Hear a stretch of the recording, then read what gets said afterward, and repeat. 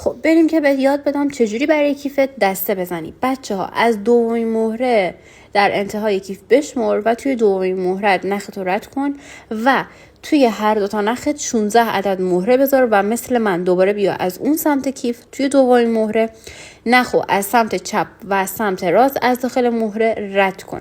بعد از اینکه از داخلش رد کردی یه خورده بکش که دسته کیف سفت بشه. بعد بیا از لابلای مهره ها رد کن، مثل من داخل تصویر رد کن که کارت محکم و سفت بشه.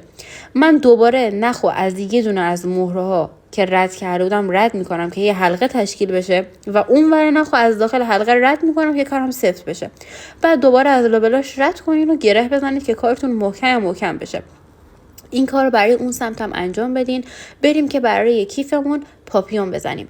روبان 4 سانت رو 2 بار دور دستت بچرخون و مثل من حالت زبدری بذار، دور شستت بذار و از زیر رد کن بین دوتا انگشتات و یه گره کوچولو بزن و از داخل انگشتات در بیار، سفتش کن، مرتبش کن، حالتش رو درست کن که میخوایم روی کیفمون این روبان رو قرار بدیم.